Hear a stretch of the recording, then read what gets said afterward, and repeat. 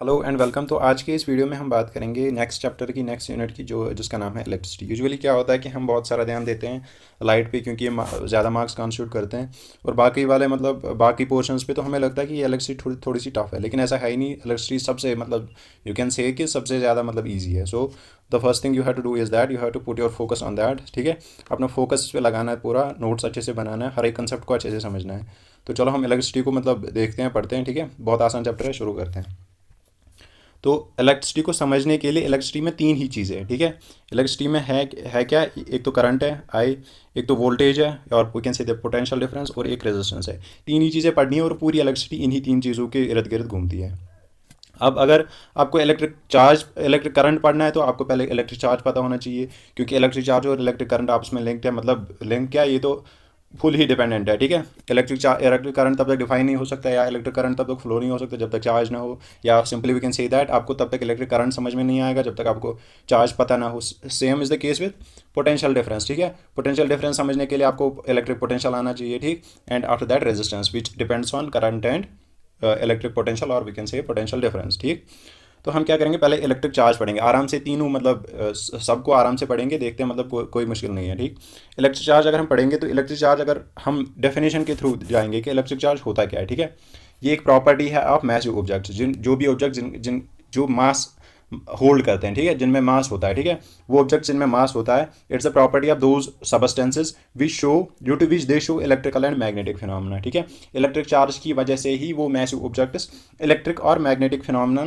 दिखाते हैं। ठीक, that means either they will attract it or they will repel or they tend to pass current through them. These are the electrical and magnetic phenomena. ठीक है, तो electric charge की वजह से ही वो massive objects electrical and magnetic phenomena दिखाते हैं। ठीक है, that means simply we can say that electric charge is a property. ठीक, अब क्या है, इलेक्ट्रिक चार्ज दो टाइप्स की होती है, positive charge and negative charge. ठीक, इलेक्ट्रिक चार्ज दो टाइप्स की होती है, positive charge and negative charge.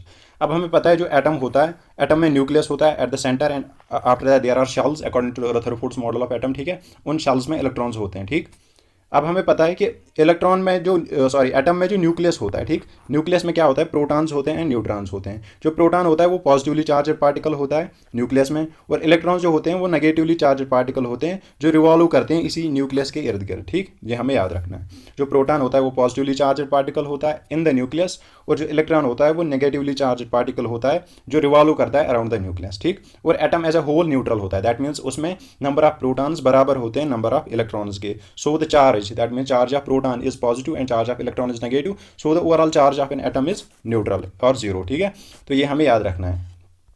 अब क्या है, अब एक एटम को हम चार्ज कैसे करें। ठीक है, हमें पता है चार्ज एक प्रॉपर्टी है जिसकी वजह से कोई भी object electrical and magnetic phenomena दिखाता है। ठीक है, अब हमें ये भी पता है कि एक एटम नॉर्मल कंडीशंस में न्यूट्रल होता है। अब किसी एटम को हम चार्ज कैसे करते हैं, दैट मीन्स उस पर हम चार्ज कैसे करते हैं। ठीक है, तो एक एटम को हम मतलब चार्ज कर सकते हैं जब उसमें नंबर ऑफ प्रोटॉन्स अनइक्वल हो नंबर ऑफ इलेक्ट्रॉन्स के, या simply we can say that अगर उसमें नंबर ऑफ इलेक्ट्रॉन्स अनइक्वल हो नंबर ऑफ प्रोटॉन्स के तो उस पर अकॉर्डिंगली पॉजिटिव या नेगेटिव चार्ज आ सकती है। ठीक है, अगर नंबर ऑफ प्रोटॉन्स ज़्यादा हो दैट मीन्स पॉजिटिव चार्ज उसमें ज़्यादा हो जाएगी। ठीक है, अगर उसमें नंबर ऑफ इलेक्ट्रॉन्स ज़्यादा हो that means number of negative charges will be increase. ठीक है, तो किसी भी एटम को चार्ज करने के लिए हमें उसमें देखना है कि नंबर ऑफ प्रोटॉन्स अगर उसमें अनइक्वल हो नंबर ऑफ इलेक्ट्रॉन्स के, that means the atom is being charge. ठीक है, so object which is charge has unequal number of protons and electrons. ठीक, ये हमें याद रखना है। तो बेसिक कंसेप्ट क्या है करंट का, चार्ज है। ठीक है, चार्ज का बेसिक कंसेप्ट क्या है, कोई भी atom as a whole neutral होता है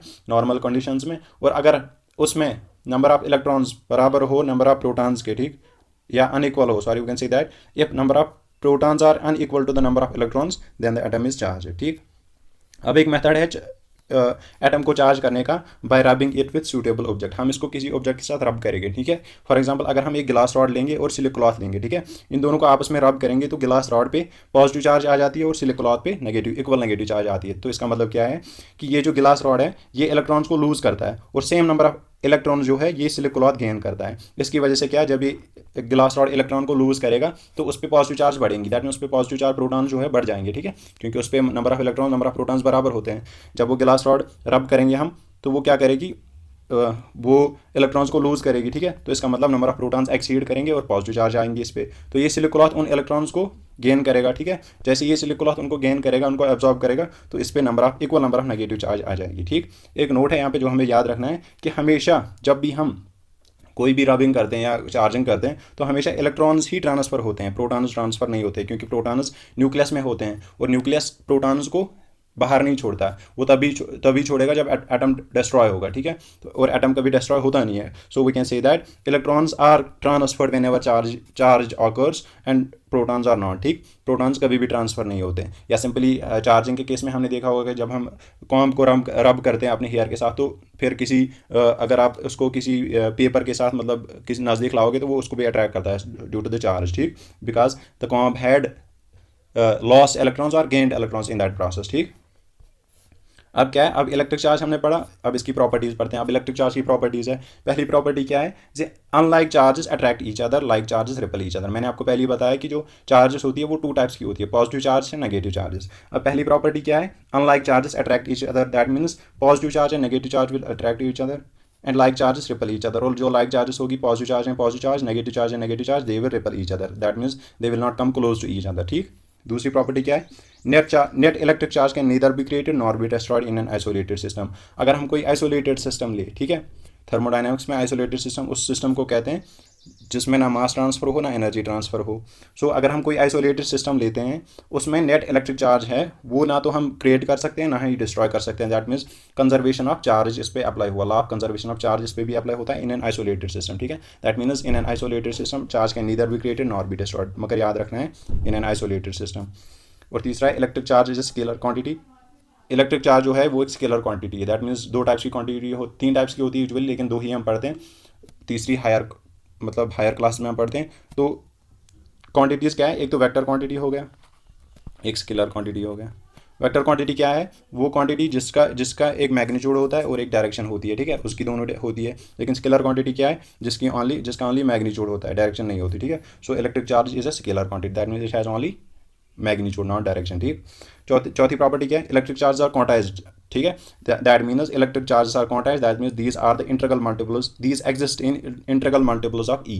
इसका मतलब क्या हुआ, that means q is equal to n e. जो चार्ज होता है वो integral multiple of charge and electron होता है। एन क्या है, integer, n is an integer and e is an magnitude of charge of electron, this is known as quantization of charge, ठीक। ये हमें याद रखना है, क्वांटाइजेशन ऑफ चार्ज क्या होता है, that charge is an integral multiple of e, ठीक।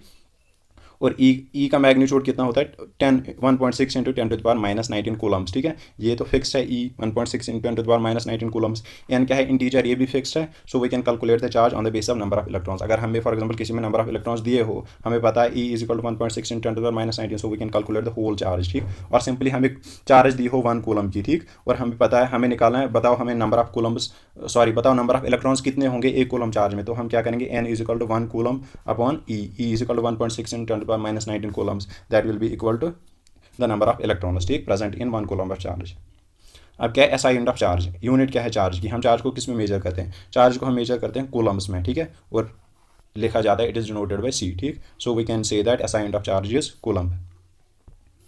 अब on the base of electrical conductivity हम सबस्टेंसेस को क्लासीफाई करते हैं, ठीक है। On the base of electrical conductivity we can classify substances. तो सबस्टेंसेस को 4 कैटेगरीज में हम क्लासीफाई करते हैं on the base of electrical conductivity. एक पहली क्लासिफिकेशन है insulators, semiconductors, conductors and super conductors. Insulators क्या होता है, ये वो सबस्टेंसेस है, ये वो मटेरियल्स है जो इलेक्ट्रिसिटी को कंडक्ट नहीं करते। That mean insulators do not conduct electricity because, अब रीज़न क्या है इसका, because they do not contain free electrons. That means जिसमें भी फ्री इलेक्ट्रॉन्स हो वो कंडक्ट करता है, ठीक है। दैट मीन्स इंसुलेटर्स में क्या है, अब इनमें फ्री इलेक्ट्रॉन्स होते नहीं है, ठीक है, इसलिए कितना भी इनको पोटेंशियल डिफरेंस दो, वो हम आगे पढ़ेंगे पोटेंशियल डिफरेंस होता क्या है, वो करंट को फ्लो नहीं करते, ठीक है। That means they do not conduct electricity. So the materials that do not conduct electricity are known as insulators. This is because there are no free charges available for conduction, ठीक। इसमें example क्या है, rubber है, गिलास है, plastic है etcetera. अब semiconductors क्या होता है, semiconductors these are the materials, ठीक है, जो कंडक्ट करते हैं electricity to a certain extent, ठीक है। वो मतलब on the base of conditions ये करेंगे, इलेक्ट्रिसिटी कंडक्ट, ठीक है। फॉर एग्जांपल इनमें फ्री इलेक्ट्रॉन्स होते नहीं है, लेकिन अगर हम इनमें मतलब आल्ट्रेशन करें तो इनमें फ्री इलेक्ट्रॉन्स आते हैं, उस आल्ट्रेशन को कहते हैं डोपिंग, ठीक है। डोपिंग में क्या होता है कि किसी में दूसरे मटेरियल्स को पुट ऑन किया जाता है, तो उस मटेरियल में फ्री इलेक्ट्रॉन्स होते हैं, जैसे उसमें पुट ऑन करते हैं दूसरे मटेरियल में, तो उसमें भी वो फ्री इलेक्ट्रॉन्स डिस्पर्स होते हैं, उसमें भी फ्री इलेक्ट्रॉन्स आ जाते हैं, तो फिर वो इलेक्ट्रॉन कंडक्ट करता है, फिर वो चार्ज को मतलब कंडक्ट करता है, दैट मीन्स इलेक्ट्रिसिटी को कंडक्ट करता है वो, ठीक है। That means semiconductors conduct electricity on a certain extent, on a certain basis, on a certain with a certain help, ठीक है। तो उसकी एग्जांपल्स क्या है, जर्मेनियम है, सिलिकॉन है, that means that certain help is known as doping, ठीक है। तो सेमीकंडक्टर्स में डोपिंग होती है जिसकी वजह से ये फिर इलेक्ट्रिसिटी को कंडक्ट करते हैं। तीसरा है कंडक्टर्स। कंडक्टर्स क्या है, that means they easily conduct electricity, ठीक है। और we can say that they freely conduct electricity, क्योंकि इनमें बहुत ज़्यादा billions and billions of free electrons होते हैं। इनकी एग्जाम्पल्स क्या है, मेटल्स है, मोल्टन सॉल्ट है, इलेक्ट्रोलाइटिक सॉल्यूशंस है, ठीक है। ये सारे क्या है, conductors, because they freely conduct electricity, क्योंकि इनमें बहुत ज़्यादा अवेलेबिलिटी में फ्री इलेक्ट्रॉन्स होते हैं। अब चौथा एक है रेयर केस है सुपर कंडक्टर्स, ठीक है। सुपर कंडक्टर्स क्या होते हैं, these conduct electricity more freely than conductors, ठीक है। जितनी फ्रीली कंडक्टर्स मतलब कंडक्ट करते हैं इलेक्ट्रिसिटी, उससे ज़्यादा फ्रीली सुपर कंडक्टर्स करते हैं ऑन सर्टन बेसिस, ठीक है। इसमें एक और फायदा क्या है कि इसमें लॉस ऑफ एनर्जी जीरो है, ठीक है। इसमें लॉस ऑफ एनर्जी नहीं होती, दैट मीन्स सुपर कंडक्टर्स में लॉस ऑफ एनर्जी नहीं होती, इसमें बहुत ज़्यादा फ्रीली कंडक्ट होती है इलेक्ट्रिसिटी, दैट मीन्स इसमें billions and billions of free charges होती हैं, जिनकी वजह से करंट आराम से फ्लो हो जाता है, लेकिन on a certain basis. For example mercury at 4.2 kelvin, ठीक है। जब मरकरी को अगर आप 4.2 केल्विन पे ले आओगे तो वो सुपर कंडक्टर बन जाता है, ठीक है। या हमारे पास सर्टन एलॉयज है, ठीक है। Alloy is a mixture of 2 और मोर मेटल्स, ठीक है, और नॉन मेटल्स, ठीक है। अगर हम हमारे पास कुछ एलॉयज है जो 125 केल्विन पे, ये हमें याद रखना है, कुछ एलॉयज 125 केल्विन पे, अगर हम उनको 125 केल्विन टेम्परेचर पे ले आए तो वो भी सुपर कंडक्टर्स बनते हैं। अब इनमें प्रॉब्लम यही है कि ये सर्टन कंडीशंस पे सुपर कंडक्टर बनते हैं। अब साइंटिस्ट्स ये कोशिश कर रहे हैं कि इनको नॉर्मल कंडीशंस पे अगर सुपर कंडक्टर मिल जाए तो बहुत ज़्यादा एनर्जी सेव हो जाएगी, ठीक है। इसलिए साइंटिस्ट्स भी कोशिश कर रहे हैं कि ये सुपर कंडक्टर्स नॉर्मल कंडीशंस में भी कंडक्ट इलेक्ट्रिसिटी करे तो जाके बात बनेगी, ठीक। अब अगर इस डायग्राम से हम समझ सके कि कंडक्टर सेमीकंडक्टर इंसुलेटर होते क्या हैं। यूजुअली क्या होता है, कोई भी मटेरियल अगर हम ले तो उसमें 2 टाइप्स ऑफ बैंड्स होते हैं, एक को कहते हैं कंडक्शन बैंड, एक को कहते हैं वैलेंस बैंड, ठीक है। वैलेंस बैंड में अवेलेबिलिटी ऑफ इलेक्ट्रॉन्स बहुत ज़्यादा होती है, दैट मीन्स हर एक मटेरियल में वैलेंस बैंड होता है और वैलेंस बैंड में इलेक्ट्रॉन्स आराम से अवेलेबल होते हैं, ठीक है। अब अगर इस वैलेंस बैंड से कंडक्शन बैंड में इलेक्ट्रॉन्स चले जाए, ठीक है, तो वो बन जाता है क्या, कंडक्टर। तो कंडक्टर होता क्या है, इसमें क्या है, इसमें वैलेंस बैंड और कंडक्शन बैंड जो है वो मिले हुए होते हैं, दैट मीन्स यहाँ से यहाँ तक आराम से इलेक्ट्रॉन्स चले जा सकते हैं। इसकी वजह से इस कंडक्शन बैंड में अवेलेबिलिटी ऑफ इलेक्ट्रॉन्स आराम से होती है और मतलब बिलियंस ऑफ इलेक्ट्रॉन्स प्रेजेंट होते हैं, क्योंकि गैप इनमें कुछ नहीं है। जब भी चाहो तो जब भी थोड़ी सी एनर्जी अगर हम इनको दे तो इलेक्ट्रॉन्स वैलेंस बैंड से कंडक्शन बैंड में चले जाते हैं और मूवमेंट के लिए इलेक्ट्रॉन्स तैयार होते हैं। तो इस टाइप के मटेरियल को क्या कहते हैं, कंडक्टर, ठीक। सेमीकंडक्टर क्या होता है, इसमें जो वैलेंस बैंड है उसमें इलेक्ट्रॉन्स मैंने कहा कि प्रेजेंट होते हैं और कंडक्शन बैंड में प्रेजेंट नहीं होते, ठीक है। और इसमें ये एक गैप है, ठीक है, नैरो बैंड गैप, ठीक। और ये है 1 इलेक्ट्रॉन वोल्ट की। अगर हम इन इलेक्ट्रॉन्स को इतनी energy they, that means energy greater than 1 electron volt, ठीक, तो ये क्या करेंगे, ये इस गैप को सरपास करके इस कंडक्शन बैंड में आ जाएगी, तो ये इस कंडक्शन बैंड में मतलब आ जाएंगे ये इलेक्ट्रॉन्स और ये जो मटेरियल है ये कंडक्टर बन जाएगा, that means on certain conditions this material becomes conductor. अब इंसुलेटर क्या है, उसमें ये जो गैप है ये 5 इलेक्ट्रॉन वोल्ट्स की होती है, दैट मीन्स इसमें हम कितनी भी एनर्जी दें ये इलेक्ट्रॉन्स यहाँ से सरपास करके इसमें नहीं आ सकते, so these are known as insulators, ठीक। चूँकि हमने चार्ज की बात की और मैंने आपको पहले ही बताया कि इलेक्ट्रिक करंट मतलब फ्लो ही इलेक्ट्रॉन से होता है, मतलब electric current is the flow of electrons, ठीक। और चार्ज की मतलब उसी एक प्रॉपर्टी है। So on the base of charge हमने charge define on the base of मतलब electricity we have defined the charge. और अब करंट की बात अगर हम करें तो इलेक्ट्रिक करंट क्या है, electric current is flow of electrons through a conductor. हमें पता है कि मैंने जब भी आपको मटेरियल्स के बारे में बताया कि on the base of conductivity, तो हमने उसमें बात की कि हर एक मटेरियल में इलेक्ट्रॉन्स अवेलेबल होते हैं, ठीक है। इलेक्ट्रॉन्स तो हर एक एटम में, जैसे ही मतलब आप एटम स्टडी करोगे तो इलेक्ट्रॉन्स होते हैं जो शेल्स में रिवॉल्व करते हैं और न्यूक्लियस में प्रोटॉन्स और न्यूट्रॉन्स होते हैं, ठीक है। अब अवेलेबिलिटी अगर उसमें हो तो वो कंडक्ट करेगा मतलब इलेक्ट्रिसिटी। अगर अवेलेबिलिटी मतलब फ्री इलेक्ट्रॉन्स उसमें हो तो कंडक्ट फ्लो करेगा, अगर फ्री नहीं हुए तो इलेक्ट्रिसिटी कंडक्ट नहीं होगी। इस on the base of this हमने मटेरियल्स को डिवाइड किया, ये भी आपको पता है। तो अब क्या है, इलेक्ट्रिक करंट क्या है, electric current is the flow of electrons through a conductor, ठीक है। एक कंडक्टर में इलेक्ट्रॉन्स जब फ्लो करते हैं, ठीक है, तो उसको हम कहते हैं कि इलेक्ट्रिक करंट, ठीक। That means electric current is simply the flow of electrons, ठीक। अब क्या है, अब तो हर एक मतलब हर एक मटेरियल में अगर घर पे कोई भी मटेरियल पड़ा हो, फॉर एग्जांपल कंडक्टर हो, वो कोई भी मेटल अगर हमारे घर पे पड़ा हो तो वो ऐसे ही मतलब हवा में ही वो इलेक्ट्रॉन्स को फ्लो नहीं कराएगा, ठीक है। उसके लिए एक एक्सटर्नल सोर्स मतलब लगाना पड़ता है जो इन इलेक्ट्रॉन्स को फ्लो कराए, ठीक है। तो वो डिवाइस जो इन इलेक्ट्रॉन्स को फ्लो कराए उनको कहते हैं सेल, ठीक। तो that means we have to attach a cell to cause these electrons to flow, ठीक। दैट मीन्स हर एक कंडक्टर में फ्री इलेक्ट्रॉन्स होते हैं, ये हमें पता है। अब ये फ्री इलेक्ट्रॉन्स मतलब यूं ही फ्लो नहीं करते, ठीक।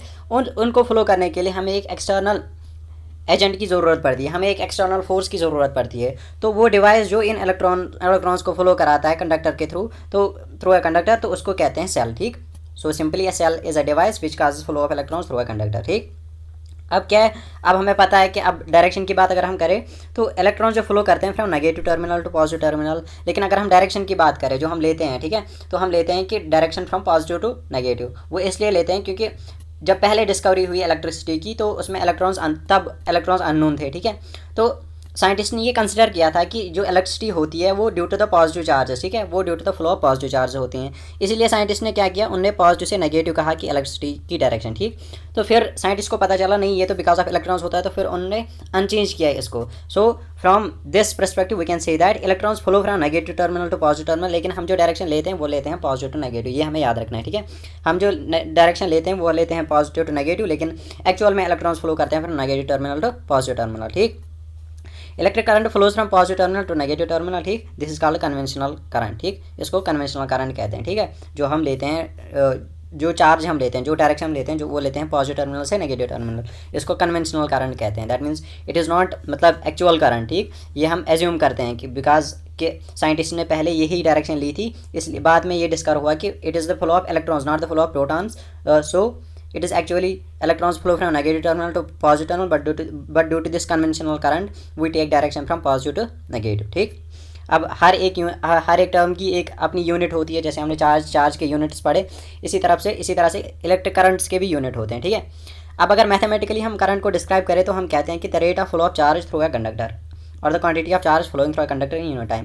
अब यूनिट टाइम में एक कंडक्टर में कितना चार्ज फ्लो होता है उसको करंट कहते हैं। Mathematically we can say that I is equal to Q by T. इसकी सिग्निफिकेंस और इसकी मीनिंग क्या हुई, that means amount of charge flowing through a conductor in a unit time is known as current. अब हमें पता है Q क्या है चार्ज और टी क्या है यूनिट टाइम, ठीक, और आई क्या है करंट। क्यू है चार्ज, तो हमें पता है charge is measured in Coulomb's and also time is measured in seconds, ठीक। तो एसआई यूनिट क्या हुआ इसका, कूलम पर सेकंड, ठीक। हमें पता है क्यू जो है इसकी यूनिट है कूलम और टाइम है इसकी यूनिट है सेकंड। तो दैट मीन्स करंट का एसआई यूनिट क्या हुआ, कूलम पर सेकंड, ठीक। तो वही कूलम पर सेकंड को हमने एक नाम दिया, उसको कहते हैं एम्पियर डिनोटेड बाय ए, ठीक। तो simply ampere is known as ampere is 1 coulomb per second, or simply we can say that 1 ampere is 1 coulomb when 1 coulomb of charge flows through a conductor in 1 second, the current is said to be 1 ampere, ठीक है। हम तब कहेंगे कि 1 ampere current flow हुआ है जब 1 coulomb charge किसी भी कंडक्टर के थ्रू फ्लो करेगा 1 सेकंड में, ठीक है। तो हम कहेंगे 1 एम्पियर करंट इसमें फ्लो हुआ है, ठीक है। और ये याद रखना है कि हमेशा इलेक्ट्रिक करंट मेजर होता है एक डिवाइस है, उसको एमीटर कहते हैं, ठीक है। और ये सीरीज़ जो सर्किट होता है हमारा उसके सीरीज़ में कनेक्ट होता है। जब हम रेजिस्टर्स के बारे में पढ़ेंगे तो हम सीरीज़ और पैरेलल के बारे में पढ़ेंगे, ये दो कंसेप्ट है, तो वहाँ आपको समझ में आ जाएगा सीरीज़ क्या है, ठीक है, सीरीज़ कनेक्शन क्या है। तो बस हमें यहाँ पे ये याद रखना है कि इलेक्ट्रिक करंट क्या होता है, it's the flow of electrons through a conductor, और simply we can say that charge flowing through a conductor per unit time, ठीक है। इसका ऐसा यूनिट एम्पियर है, और हम तब कहेंगे कि 1 एम्पियर करंट फ्लो हुआ है जब 1 कूलम चार्ज फ्लो होगा किसी भी कंडक्टर में 1 सेकंड में, ठीक है। और इलेक्ट्रिक करंट मेजर होता है by device known as ammeter, ठीक है। और ये याद रखना है कि हमेशा ये एमीटर हमेशा सीरीज़ में कनेक्ट होता है, ठीक। अब ये इसकी डायग्राम है। For example this is battery. मैंने आपको पहले ही बताया cell is a device that causes flow of electrons. अब अगर बहुत सारी सेल्स को हम आपस में कनेक्ट करेंगे तो बैटरी बन जाती है, ये हमें याद रखना है। सो battery is the connection of various cells, ठीक। तो हमने यहाँ पे एक बैटरी कनेक्ट की, और simply we can say that हमने यहाँ पे बैटरी कनेक्ट की, ये नेगेटिव टर्मिनल है, ये पॉजिटिव टर्मिनल है। हमें पता है कि electrons flow from negative terminal to positive terminal, ठीक। यहाँ पे हमने एक लैंप और सिंपली बल्ब को कनेक्ट किया, ठीक है। So the electrons will flow from this path and will go to this path, okay. So the flow will cause from negative terminal and will go to positive terminal, ठीक है। और simply we can say from this diagram this is negative electrode, this is positive electrode, electrons will flow from this side, और simply from conventional current and the direction we take, जो हम direction लेते हैं वो इस तरफ लेते हैं, जो कन्वेंशनल डायरेक्शन हम लेते हैं वो इस तरफ लेते हैं, लेकिन एक्चुअली में इलेक्ट्रॉन्स फ्लो करते हैं फ्रॉम नेगेटिव टू पॉजिटिव, लेकिन हम जो डायरेक्शन लेते हैं वो पॉजिटिव टू नेगेटिव, उसका रीज़न मैंने बताया, ठीक है। अब हमने चार्ज पढ़ी, इलेक्ट्रिक करंट पढ़ा, अब हम पोटेंशियल पढ़ेंगे और पोटेंशियल डिफरेंस या वोल्टेज सिंपली पढ़ेंगे, ठीक है। ये एक और कंसेप्ट है, ठीक है। इलेक्ट्रिक पोटेंशियल और पोटेंशियल डिफरेंस ये होता क्या है, ठीक है। इलेक्ट्रिक पोटेंशियल डिफरेंस को समझने के लिए हम इलेक्ट्रिक पोटेंशियल समझते हैं, ठीक है। इलेक्ट्रिक पोटेंशियल होता क्या है। फॉर एग्जांपल हमारे पास एक स्फीयर है जिसकी मतलब जो यूनिट पॉजिटिव चार्ज है, ठीक है, पॉजिटिवली स्फीयर है हमारे पास एक स्फीयर है, हमारे पास एक पॉजिटिव चार्ज है और हर एक चार्ज का एक एरिया ऑफ इन्फ्लुएंस होता है। That means area of influence वो एरिया है जहाँ तक वो किसी भी चीज़ को इम्पैक्ट करे, ठीक है। दैट मीन्स हर एक चार्ज का, हर एक सब्सटेंस का अपना एक एरिया ऑफ इन्फ्लुएंस होता है। तो अगर हम पॉजिटिव चार्ज ले, फॉर एग्जाम्पल हमारे पास एक पॉजिटिव चार्ज है, उसका एरिया ऑफ इन्फ्लुएंस ये रहा, ठीक है। अब एक और यूनिट चार्ज अगर हम ले, ठीक है, अब इस यूनिट चार्ज को इस एरिया ऑफ इन्फ्लुएंस तक लाने के लिए हमें कितना वर्क डन करना पड़ेगा, इसको कहते हैं electric potential. Electric potential at a point is the work done in moving a unit positive charge, ठीक है, unit positive charge from infinity to this point, ठीक। इस स्फीयर में इन्फिनिटी से इस स्फीयर में लाने के लिए हमें कितना वर्क डन करना पड़ेगा, उसको कहते हैं क्या, उसको कहते हैं इलेक्ट्रिक पोटेंशियल, ठीक। ये हमें याद रखना है। अब क्या है, अब पोटेंशियल डिफरेंस को ये करेंगे, डिफाइन करेंगे। पोटेंशियल डिफरेंस क्या है, the difference in electric potential between the two ends of a conductor is known as potential difference. अब दो एंड्स, कंडक्टर के दो एंड्स में कितनी डिफरेंस होगी इलेक्ट्रिक पोटेंशियल में। इलेक्ट्रिक पोटेंशियल हमने अभी डिफाइन किया कि किसी भी पॉइंट चार्ज को, किसी भी यूनिट चार्ज को इन्फिनिटी से पॉइंट ऑफ इन्फ्लुएंस या एरिया ऑफ इन्फ्लुएंस में लाने के लिए कितना वर्क डन करना पड़ेगा, ठीक है, उसको कहते हैं इलेक्ट्रिक पोटेंशियल। और मैथमेटिकली इलेक्ट्रिक पोटेंशियल को कहते हैं वर्क अपॉन चार्ज, W/Q, ठीक। ये इलेक्ट्रिक पोटेंशियल की मैथमेटिकल एक्सप्रेशन है, ठीक है। तो electric potential is equal to work upon charge, that means work done to bring a unit charge from infinity to the area of sphere of the charge, ठीक। उस charge के area of sphere में लाने के लिए हमें कितना work done करना पड़ेगा, इसको इलेक्ट्रिक पोटेंशियल कहते हैं। And mathematically electric potential is W/Q, that means work upon charge, ठीक। अब potential difference on the base of this हम डिफाइन करते हैं। पोटेंशियल डिफरेंस क्या है, the difference of electric potential between two ends of a conductor is called potential difference. दो ends, conductor के दो एंड्स में कितनी डिफरेंस होगी इस इलेक्ट्रिक पोटेंशियल के, ठीक है, तो इसको कहते हैं पोटेंशियल डिफरेंस, ठीक। अब ये पोटेंशियल डिफरेंस जो है सर्किट में ये प्रोवाइड करती है सेल और बैटरी, दैट मीन्स सेल और बैटरी ही प्रोवाइड करती है पोटेंशियल डिफरेंस। अगर सेल और बैटरी नहीं होगी, सेल और बैटरी नहीं होगी, किसी कंडक्टर के साथ जुड़ी नहीं हुई होगी वो, तो करंट फ्लो नहीं होगी। और simply we can say that cell और बैटरी क्या करती है, पोटेंशियल डिफरेंस क्रिएट करती है, ठीक है। इसी पोटेंशियल डिफरेंस की वजह से इलेक्ट्रॉन्स फ्लो करते हैं and we say that current is flowing, ठीक। ये हमें पता है। अब सेल और बैटरी करते क्या है, एक सेल में केमिकल रिएक्शंस होती हैं, ठीक है, एज वी नो दैट उसमें इलेक्ट्रोड्स होते हैं, ठीक है, उसमें केमिकल रिएक्शंस होती है सेल में, जिसकी वजह से पोटेंशियल डिफरेंस क्रिएट होता है between the terminals and sets the electrons in motion and produces electric current, ठीक। ये हमें पता है कि एक सेल में केमिकल रिएक्शंस होती है, उसकी वजह से पोटेंशियल डिफरेंस सेल में क्रिएट होता है, ठीक है। उसकी वजह से जैसे ही सेल में पोटेंशियल डिफरेंस क्रिएट हुआ तो वो सेल क्या होती है, एक कंडक्टर से ज्वाइन हुई होती है, जुड़ी हुई होती है, ठीक है। Due to the potential difference created in the cell creates potential difference, additional potential difference between the ends of the conductor and due to this the electric current flows, ठीक। अगर हम मैथमेटिकली बात करें, मैंने जब कहा कि जो वोल्टेज होती है हमारी, और सिंपली पोटेंशियल डिफरेंस क्या है हमारी, वर्क अपॉन चार्ज, ठीक। और एसआई यूनिट क्या है पोटेंशियल डिफरेंस का, इट इज़ वोल्ट। समझ में आया, एसआई यूनिट क्या है, that means this potential difference is measured in volts, ठीक है, and is denoted by we.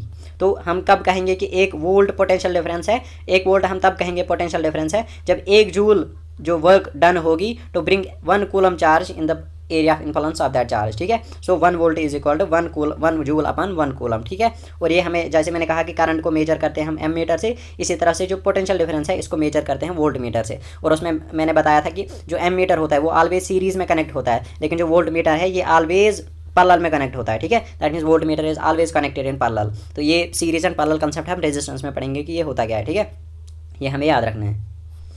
अब हम इलेक्ट्रिक सर्किट की बात करते हैं। इलेक्ट्रिक सर्किट क्या है कि करंट फ्लो होता है, हमें पता है। अब ये करंट कौन सी पाथ को फॉलो करेगा, ठीक है, the path followed by the electric current is known as electric circuit. और electric circuit is a continuous and closed path of an electric current. जो इलेक्ट्रिक, सिंपली हमें याद रखना है, जो इलेक्ट्रिक सर्किट क्या है, it is the path followed by electric current. एक इलेक्ट्रिक करंट कौन सी पाथ को फॉलो करता है, तो उसको कहते हैं इलेक्ट्रिक सर्किट। और simply a systematic diagram for an electric circuit comprising, उसमें एक सिंपल सी डायग्राम अगर हम ले इलेक्ट्रिक सर्किट की, तो उसमें सेल होती है, एक बल्ब होती है, ammeter to measure the current and plug key, ठीक है, एंड और सिंपली की, ठीक, और सिंपली प्लग। तो एक इलेक्ट्रिक सर्किट क्या है, ये पाथ है जो इलेक्ट्रिक करंट फॉलो करता है, और एक सिस्टमैटिक डायग्राम है। और सिंपल इलेक्ट्रिक सर्किट में क्या होता है, सेल होती है, बल्ब होता है, एमीटर एंड प्लग की, यह हमें याद रखना है। अब क्या है, इलेक्ट्रिसिटी में बहुत सारी मतलब सिंबल्स आपको दिखाई देंगी, तो हो सकता है किसी को ये नहीं पता कि यार ये सिंबल है क्या, तो बहुत सारी सिंबल्स को इसलिए मैंने इसमें इंक्लूड किया, ये आप याद रखिए, ठीक है। ये जो है ये दो electrodes, one short electrode and one long electrode, this known as negative, that mean short electrode is known as negative electrode and long electrode is known as positive electrode and this whole diagram is known as electric cell. और अगर इन्हीं को बहुत सारे मतलब sales को आपस में जोड़ दे तो बैटरी बन जाती है। You can see that this is short long short long short long, that means it's a combination of various cells, ठीक है। तो एक बैटरी क्या है, कॉम्बिनेशन ऑफ सेल्स, ठीक, ये हमें याद रखना है। ये सेल की रिप्रेजेंटेशन है, ये बैटरी की रिप्रेजेंटेशन है। And this one is a switch, ठीक, open switch, that means in which a dot is not placed in at centre, that means that is open switch, ठीक है। और ये क्या है, क्लोज स्विच है, ये हमें याद रखना है। जब डॉट बीच में होगा that means the switch is close, ठीक है। और simply switch is represented more like this, ठीक है। ये इस वजह इस शक्ल में भी रिप्रेजेंट होता है, ज़्यादातर इसी शक्ल में रिप्रेजेंट होता है। That means it is an open switch, that means current will not flow from this part two this part and it is a close switch, that means current will flow, ठीक, ये हमें याद रखना है। And this is the representation of electric bulb, this is the representation for resistance, this is variable resistance, that means you can change the value of resistance, ठीक है। Or this is the variable resistance. This is ammeter, that means used to measure the flow of current. This is voltmeter used to measure potential difference. This is wire joint, ठीक है। That means दो जो wires अगर उनका joint हुआ, अगर वो आपस में मिले हुए तो ऐसे रिप्रेजेंट करेंगे। This is wire crossing without joint, ठीक है। दैट मीन्स एक क्रॉस कर रही है, मतलब दो वायर्स है विदाउट जॉइंट, वो आपस में क्रॉस कर रही है। ये और रिप्रेजेंटेशन, ये इलेक्ट्रिक सर्किट है, सिंपल इलेक्ट्रिक सर्किट, ठीक। ये इलेक्ट्रिक बल्ब, ये स्विच है, ये बैटरी है, ये sorry this is cell and this is resistance, ठीक। ये एक सेल है, दो सेल है, 6 सेल बैटरी है, ठीक है। ये रेजिस्टर की सिंबल है, 2 रेजिस्टर्स इन सीरीज, ठीक। ये वायर है, वायर नॉट क्रॉसिंग कनेक्टेड, ठीक है। ये वायर है, ये नॉट क्रॉसिंग है, ठीक है। That means they are not connected, sorry wire जो है क्रॉस कर रही है लेकिन कनेक्टेड नहीं है। और ये वायर जो है ये कनेक्ट भी कर रही है और क्रॉस भी कर रही है, ठीक है। ये फिलामेंट और लैंप और टॉर्च और सिंपली बल्ब की रिप्रेजेंटेशन है, ठीक है। ये स्विच है, ओपन स्विच है। तो इसी तरह से ये 2 सेल्स इन पैरेलल है, 2-3 सेल्स इन पैरेलल, तो ये सारी ये एमीटर वोल्ट मीटर, ठीक है, ये उनकी रिप्रेजेंटेशंस है। तो इनको आप मतलब देख के याद कर सकते हो कि ये किसकी रिप्रेजेंटेशन है। एक और सिंबल से ये कनेक्टिंग वायर है, that means wire simply wire है, ठीक है। ये लैंप है, ये resistor, ammeter, battery, switch, electric motor, electric cell, ठीक है। ये ओपन स्विच है, ये सेल है and this is all that, ठीक। अब कुछ इंपॉर्टेंट पॉइंट्स हमें याद रखने हैं। पहला इंपॉर्टेंट पॉइंट क्या है कि पोटेंशियल डिफरेंस जो होती है, मतलब 2 पॉइंट्स के बीच में पोटेंशियल डिफरेंस, वो ऑलवेज मेजर होती है वोल्टमीटर से। That means potential difference is always measured in voltmeter. और वोल्टमीटर मतलब बाजार में, मतलब मार्केट में आराम से मिल जाते हैं, तो उनकी वजह से आप एक कंडक्टर में कितनी पोटेंशियल डिफरेंस है वो आप मेजर कर सकते हो, ठीक है। तो जो रेजिस्टेंस है वोल्टमीटर की वो बहुत ज़्यादा हाई है, that means resistance of voltmeter is very high, ठीक। और ये वोल्टमीटर हमेशा पैरेलल में कनेक्ट होता है, ठीक है। जैसे मैंने उसमें वोल्टेज पोटेंशियल डिफरेंस में बताया आपको कि वोल्टमीटर हमेशा पैरेलल में होता है और इसकी जो रेजिस्टेंस होती है वोल्टमीटर की वो बहुत मतलब हाई होती है, ठीक। अब करंट की बात अगर करें तो करंट हमेशा मेजर होता है एमीटर से। ये भी एक डिवाइस है जिसकी वजह से करंट मेजर होता है। इसकी लो रेजिस्टेंस है as opposite to that of voltmeter. Voltmeter की रेजिस्टेंस हाई होती है, इसकी लो रेजिस्टेंस, कम रेजिस्टेंस होती है, ठीक है। और ये हमेशा सीरीज में कनेक्ट होता है इलेक्ट्रिक सर्किट में, ठीक है। If we see this diagram, this is cell, this is switch, open switch, ठीक। ये रेजिस्टर है, वेरिएबल रेजिस्टेंस है, ठीक है, वेरिएबल रेजिस्टर है। ये रेजिस्टेंस है, ये वोल्टमीटर इन पैरेलल है, ये एमीटर इन सीरीज में लगा हुआ है, ठीक है। ये आप देख सकते हो। अब एक इंपॉर्टेंट लॉ है, ठीक है, ये हमें ये एग्जाम पर्सपेक्टिव से बहुत ज़्यादा इंपॉर्टेंट है, क्योंकि यूजुअली मतलब 90% इसमें इलेक्ट्रिसिटी में ये तो आता ही आता है, ठीक है। ओहम्स लॉ, ठीक। ओहम्स लॉ क्या है? ओहम्स लॉ हमें रिलेशनशिप दिखाता है between potential difference and current, ठीक। हमने एक पोटेंशियल डिफरेंस पढ़ा, हमने करंट पढ़ा, ठीक है। अब इन दोनों के बीच में क्या रिलेशनशिप है, ठीक है, ये आपस में कैसे रिलेटेड है, पोटेंशियल डिफरेंस और करंट आपस में कैसे रिलेटेड है, तो इन दोनों की ये रिलेशनशिप हमें एक लॉ दिखाता है, वो है ओहम्स लॉ, ठीक। ये हमें याद रखना है। अब ओहम्स लॉ क्या कहता क्या है? ओहम्स लॉ कहता है कि जो करंट फ्लो होता है थ्रू किसी कंडक्टर के थ्रू कंडक्टर, ठीक है, कोई भी करंट जो फ्लो होता है कंडक्टर के थ्रू, वो डायरेक्टली प्रोपोर्शनल है potential difference between its ends, provided कि हमें क्या याद रखना है कि टेम्परेचर, और simply we can say that physical conditions remains constant, ठीक है।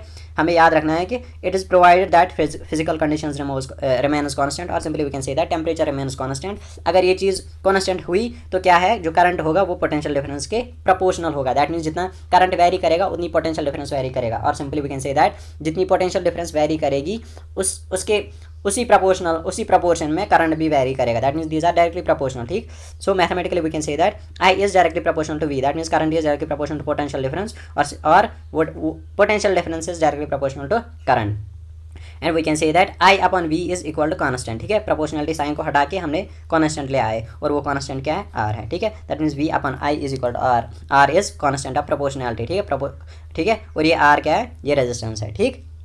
Wire R is constant called resistance for given metallic wire at given temperature. ठीक, ये है ओहम्स लॉ। ठीक, ओहम्स लॉ क्या है? Ohm's law gives a relationship between potential difference and current. और Ohm's law क्या कहता है कि current flowing through a conductor ये डायरेक्टली प्रोपोर्शनल है पोटेंशियल डिफरेंस के, provided physical conditions remains constant. ठीक, mathematically we can say that I is directly proportional to V and V upon I is constant by striking the proportionality sign with constant. तो हमने क्या किया? Proportionality sign को हटा के constant लगा दिया। ठीक है, तो V upon I is R, R is constant. ठीक है, आर क्या है? Constant, and R is known as resistance. ठीक, और resistance of a metallic wire at given temperature. ठीक है, अब इस ओहम्स लॉ को हम वेरीफाई कैसे करते हैं? तो हम एक सर्किट बनाएंगे। ठीक है, हमने एक बैटरी को कनेक्ट किया, एक close switch, ammeter, resistance, voltmeter. हमें पता है वोल्ट मीटर पैरेलल में कनेक्ट होता है, एमीटर सीरीज में कनेक्ट होता है। एक रेजिस्टेंस लिया हमने, एक बैटरी ले ली। ठीक है, एक स्विच को लिया।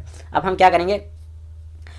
हमने सर्किट को सेटअप किया। हम क्या करेंगे? First use one cell and note the current in the ammeter and potential difference. तो हमने पहले एक सेल को यूज़ किया, तो हमने इस एमीटर और पोटेंशियल डिफरेंस में रीडिंग्स को नोट किया। ठीक है, दैट मीन्स हमने पोटेंशियल डिफरेंस में कितने वोल्ट्स आई तो वो हमने नोट किया, और एमीटर में कितनी एम्पियर करंट आई। ठीक है, वो हमने नोट किया। ठीक है, तो हमने ली थी जो मतलब जो वायर हमने ली वो है निक्रोम वायर। ठीक है, निक्रोम वायर, ये जो वायर ली हमने इसी में तो current pass, that means this is the load. ठीक है, ये वायर क्या है? ये रेजिस्टेंस है, और we can say this is the load, और ये लोड किसका है? निक्रोम का है। ठीक है, निक्रोम इज द अलॉय। ठीक, तो अब ये क्या करेंगे हम? अब 2 सेल्स, 3 सेल्स, 4 सेल्स हमने ये बैटरी कनेक्ट की ना, तो हम 2 सेल्स, 3 सेल्स, 4 सेल्स मतलब इन लोड मतलब पावर बढ़ाते जाएंगे। मतलब हम यहाँ से इलेक्ट्रिक करंट बढ़ाते जाएंगे, और हम रीडिंग्स देखेंगे एमीटर में और वोल्ट मीटर में। तो वो रीडिंग्स हम ग्राफ में पुट ऑन करेंगे, दैट मीन्स पोटेंशियल डिफरेंस और करंट का ग्राफ बनाएंगे। हम करंट की रीडिंग लेंगे, पोटेंशियल डिफरेंस की रीडिंग लेंगे। ठीक है, और हम एक लाइन ड्रा करेंगे। हम जब देखेंगे तो वो लाइन क्या होगी? it is a straight line, linear, the graph will be linear. So this means that the potential difference is directly proportional to the current. So this is the verification for Ohm's law. अब क्या Ohm's law से क्या निकलता है हमें? Ohm's law अगर आप ध्यान से देखोगे तो ओहम्स लॉ से रेजिस्टेंस निकलती है, R is equal to V I. ठीक है, रेजिस्टेंस का कंसेप्ट आता है ओहम्स लॉ से। ठीक, तो रेजिस्टेंस को अगर हम डिफाइन करें, रेजिस्टेंस क्या है? Resistance is the property of a conductor to resist the flow of current through it. अब मैंने पहले ही आपको कहा कि करंट क्या है? Flow of electrons. ठीक है, किसी भी कंडक्टर में फ्लो ऑफ इलेक्ट्रॉन्स होते हैं। ठीक है, तो अब उसी फ्लो को जो मतलब रुकावट होती है, ठीक है, कंडक्टर में जो रेजिस्ट करता है, ठीक है, उसी फ्लो ऑफ करंट को, तो उस चीज़ को हम कहते हैं रेजिस्टेंस। ठीक, ये हमें पता है।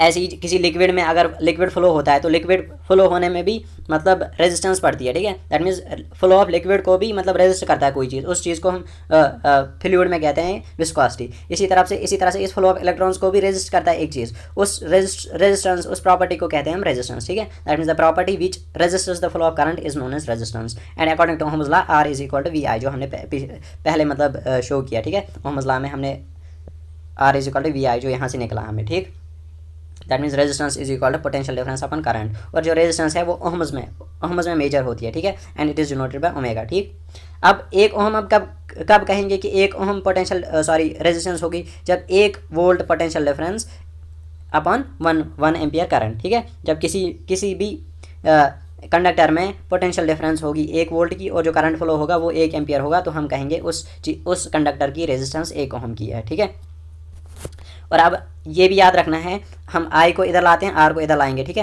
That means I and R are inversely proportional. ठीक है, इस रिलेशन से आपको पता चलेगा I and R are inversely proportional था। इसका मतलब ये हुआ कि जितना R बढ़ेगा उसके इन्वर्सली I बढ़ेगा। अगर R कम होगा तो I बढ़ेगा, दैट मीन्स रेजिस्टेंस अगर किसी चीज़ की कम है तो करंट उसमें आराम से फ्लो होगा, और अगर किसी चीज़ की रेजिस्टेंस ज़्यादा है तो करंट फ्लो नहीं होगा। तो on the base of this we can differentiate between conductors, resistors, insulators, conductors and semiconductors. That means जो इंसुलेटर्स होते हैं उनमें रेजिस्टेंस इनफाइनाइट होती है, दैट मीन्स उनमें करंट जीरो होता है, और जो कंडक्टर्स होती है उनमें रेजिस्टेंस नेग्लिजिबल होती है, not zero but we can say that negligible, so current flows in them. ठीक है, और वी कैन से दैट अगर हम रेजिस्टेंस को डबल करें, ठीक, तो करंट क्या होगा? करंट हाफ होगा, क्योंकि ये इन्वर्सली प्रोपोर्शनल है। ये हमें याद रखना है।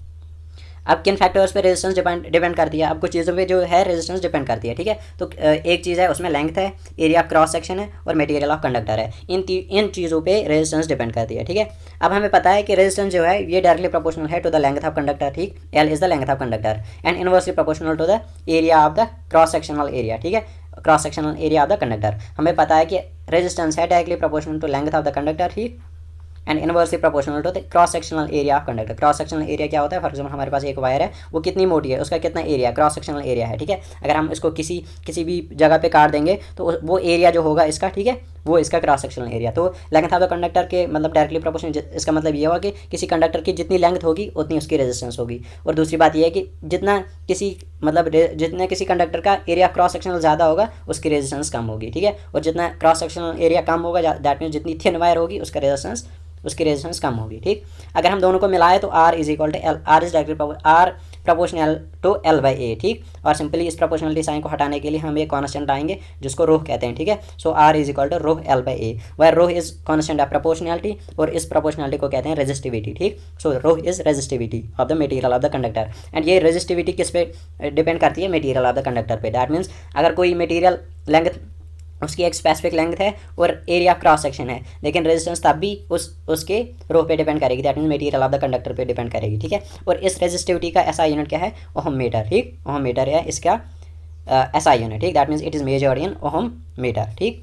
अब कंडक्टर जो मेटल्स है, एलॉयज़ है, उनकी लो रेजिस्टिविटी होती है, दैट मीन उनमें करंट जो है आराम से पास होता है। उनकी रेजिस्टिविटी है almost in the range of 10⁻⁻8 ohm metre to 10⁻⁻6 ohm metre. और जो इंसुलेटर्स है लाइक रबर है, गिलास है, उनकी हाई रेजिस्टिविटी होती है, दैट मीन्स उनमें करंट पास नहीं होता, ठीक है। So this is in the range of 10⁻12 ohm metre to 10⁻7 ohm metre. That means resistivity depends upon the material of the conductor, ठीक है।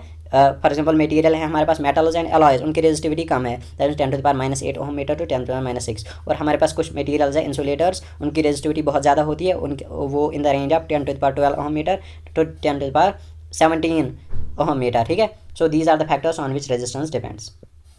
अब इन रेजिस्टर्स को हम कंबाइन करते हैं, दो मतलब चीज़ों में कंबाइन करते हैं, दो मतलब पैटर्न में कंबाइन करते हैं, दो अरेंजमेंट्स में इनको कंबाइन करते हैं, या तो इनको सीरीज़ में कंबाइन करेंगे या पैरेलल में कंबाइन करेंगे। तो पहले सीरीज़ वाला देख लेंगे। सीरीज़ का मतलब क्या हुआ कि अगर हमने इनको मतलब बहुत सारे रेजिस्टर्स को एंड टू एंड, ठीक है, फॉर एग्जाम्पल ये इसका एंड है और फिर हमने ये रेजिस्टर हमने इसको कनेक्ट किया, ठीक है। That means when load is connected end to end और simply when the resistors are connected end to end we say the pattern is in series, ठीक है। That means resistors are in series. So हमें याद रखना है जब भी resistors end to end connected हुए होंगे तो that means they are in series, ठीक। अब हमें क्या है कि ये जो रेजिस्टर्स इन सीरीज़ होंगे इनमें क्या है, इनमें करंट जो है होगा वो सेम फ्लो होगा, क्योंकि यहाँ से करंट आएगा सब में सेम ही फ्लो होगा। दैट मीन्स जितना इस बैटरी जो फ्लो कराएगी करंट उतना सब में सेम ही करंट फ्लो होगा, ठीक है। जो वोल्टेज होगी, ठीक है, वो क्या होगी V1 + V2 + V3। That means total voltage V is equal to V1 + V2 + V3। जो इसकी वोल्टेज होगी दैट मीन्स वो किसके बराबर होगी, V1 + V2 + V3। That means ये आपको याद रखना है, जो सीरीज़ में होगा उसमें voltage is the sum of the voltage in 3 resistors और the number of resistors that are in the circuit, ठीक। और जो रेजिस्टेंस होगी इनकी रेजिस्टेंस क्या होगी, RS, जो इक्विवेलेंट रेजिस्टेंस होगी इनकी वो होगी R1 + R2 + R3। That means in series the equivalent resistance will be sum of individual resistances, ठीक है, ये हमें याद रखना है। अब पैरेलल के केस में क्या है कि जब एंड टू एंड कनेक्ट ना हो बल्कि जो पैरेलल में कनेक्ट हुए, that means if the resistors are connected in parallel, और simply we can say that if same, उसमें क्या होता था सीरीज में सेम करंट फ्लो होता था लेकिन वोल्टेज अलग अलग फ्लो होती थी। लेकिन इसमें क्या हुआ कि वोल्टेज सेम फ्लो होगी सब में, क्योंकि voltage is connected in parallel, ठीक है। So voltage will be same but current will be different, ठीक। तो इनमें करंट क्या होगा, डिफरेंट होगा। So when the voltage will be same and current will be different the resistors are said to be in parallel, ये हमें याद रखना है। और जब रेजिस्टर्स पैरेलल में होंगे तो ये हमें याद रखना है कि जो वोल्टेज होगी वो सेम होगी। सीरीज़ के केस में करंट सेम होता है, वोल्टेज डिफरेंट होती है। और पैरेलल के केस में क्या है, करंट डिफरेंट होगा, I1 I2 I3। That means हर एक में अलग अलग करंट फ्लो होगा, क्योंकि यहाँ पे करंट आएगा तो एक करंट इधर जाएगा इधर जाएगा इधर जाएगा। That means current will B I1 I2 I3 but the voltage will be same because voltage is connected in parallel, ठीक है। जो करंट होगा वो होगा I1 + I2 + I3। That means total current I will be equal to I1 + I2 + I3 and resistance equivalent resistance will be 1/R1 + 1/R2 + 1/R3। ये basic difference है between parallel and series. जो resistance series में होती थी वो होती थी R1 + R2 + R3, लेकिन पैरेलल में क्या है, इनका रेसिप्रोकल में ऐड हो जाएगा 1/R1 + 1/R2 + 1/R3। ये हमें याद रखना है, ठीक। ये एक सिंपल केस है जिसमें रेजिस्टेंस सीरीज में, और एक केस है जिसमें रेजिस्टेंस पैरेलल में, ठीक है। ये आप यहाँ से समझ सकते हो। ये एक एग्जांपल है जहाँ से आप सीरीज़ और पैरेलल का समझ सकते हो, ठीक है। ये दो बल्ब है, ये सीरीज़ में लगे हुए हैं, जैसे इसकी डायग्राम ये है, और ये दो बल्ब है जो पैरेलल में जुड़े हुए हैं और इसकी डायग्राम ये है। अब ये करंट क्या है, उसका एक इफेक्ट है जिसको कहते हैं heating effect of electric current, और simply we can say that Joule's heating effect, ठीक है। अब क्या है, हमें पता है कि Q amount of charge flow जो हो रही है through potential difference of V, हमें पता है उस देन वर्क डन जो होगी उस पर वो होगी क्यू वी। हमने जब पोटेंशियल डिफरेंस पढ़ा था तो हमें पता है Q is equal to W/, W upon Q, ठीक है। सो हम W यहाँ से निकाल सकते हैं which is equal to Q V, ठीक है, V Q or Q V, तो हमें पता है। और हमें ये भी पता है कि I is equal to Q by T current की मैथमेटिकल एक्सप्रेशन से। तो I की वैल्यू जब हम इसमें, जब Q की वैल्यू हम इसमें डाल देंगे, ठीक है, that means Q is equal to I T, ठीक। तो W is equal to V I T, that means Q की हमने वैल्यू डाल दी I T, so W will be equal to W I T, ठीक। तो हम से हमें पता है कि V is equal to I R, so when putting V value of V in this we get W is equal to I square R T. So this expression, this effect W is equal to I square R T is known as Joule's heating effect, ठीक। अब Joule's heating effect के कुछ practical applications है। That means whenever current is flowing through a conductor, उसमें क्या होता है कि वो करंट क्या करता है, वो हीटिंग इफेक्ट प्रोड्यूस करता है। That means whenever current is flowing through a conductor heating effect gets produced. तो उस हीटिंग इफेक्ट की वजह से बहुत सारे मतलब एप्लीकेशंस है इसके, जैसे इलेक्ट्रिक टोस्टर है, इलेक्ट्रिक वाटर हीटर्स है, इलेक्ट्रिक आयरन है, ठीक है, रूम हीटर्स है, ये on the base of work करते हैं on the base of heating effect of current. That means whenever current is flown through these instruments heat gets produce. दूसरी चीज़ है इलेक्ट्रिक फ्यूज़। इलेक्ट्रिक फ्यूज़ का क्या मतलब है? इलेक्ट्रिक फ्यूज़ वो एक डिवाइस है, वो एक इंस्ट्रूमेंट है जिसका एक सर्टन मेल्टिंग पॉइंट होता है। अगर उसके अलावा मतलब उसमें करंट पास हुआ तो वो मेल्ट हो जाएगा, that means circuit will break. So this is use to protect certain instruments, ठीक है, वो सर्टन डिवाइस को प्रोटेक्ट करने के लिए यूज होता है, क्योंकि अगर उसमें मतलब ज़्यादा करंट पास होगा तो वो मेल्ट हो जाएगा, that means it will break, circuit will break and current will not flow, so the device will be protected, ठीक है। इलेक्ट्रिक बल्ब, उसमें फिलामेंट लगा होता है, फिलामेंट कौन सा लगा होता है? टंगस्टन, ठीक है, टंगस्टन फिलामेंट लगा होता है। जब भी करंट उसमें फ्लो होता है तो एक lighting, that means heat gets produced, heat and light gets produced and we get the light, ठीक। इनमें जो हीटिंग एलिमेंट लगा होता है, जैसे इलेक्ट्रिक फ्यूज़ आयरन में या रूम हीटर्स में, ठीक है, वो निक्रोम का लगा हुआ होता है। ये हमें याद रखना है, जो हीटिंग एलिमेंट लगा हुआ होता है वो निक्रोम, मैग्नीन और कॉन्स्टेंटिन, ये तीन एलॉयज़ का लगा हुआ होता है। इन्हीं का क्यों लगा होता है? क्योंकि इनकी हाई रेजिस्टिविटी है और हाई मेल्टिंग पॉइंट है। जब हाई रेजिस्टिविटी होगी तो ज़्यादा हीट प्रोड्यूस होगी, और हाई मेल्टिंग पॉइंट है तो मतलब ज़्यादा हीट पे भी ये मेल्ट नहीं होंगे, तो मतलब लॉन्ग लाइफ होगी इसकी, इसलिए ये तीन ज़्यादातर यूज़ होते हैं। और टंगस्टन का मेल्टिंग पॉइंट ये हमें याद रखना है 3380 डिग्री सेंटीग्रेड है, ठीक है, 3380 डिग्री सेंटीग्रेड। दैट मीन्स इतना टेम्परेचर अगर बल्ब में प्रोड्यूस होगा तो तब जाके वो मेल्ट होगा टंगस्टन, वरना वो मेल्ट नहीं होता।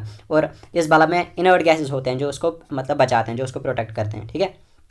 अब हम बात अगर करें electric energy and electric power की, तो इलेक्ट्रिक एनर्जी क्या है? Electric energy is the work done to maintain the flow of current in a conductor. ये अब करंट में, इसमें कंडक्टर में करंट को मेंटेन करने के लिए जो हमें वर्क डन करनी पड़ती है, ठीक है, जो हमें मतलब वर्क करनी पड़ती है, उस चीज़ को कहते हैं इलेक्ट्रिक एनर्जी, ठीक। तो इलेक्ट्रिक एनर्जी सिंपली हम निकाल सकते हैं W is equal to I square R T, और इलेक्ट्रिक एनर्जी को मेजर करते हैं हम जूल्स में, ठीक।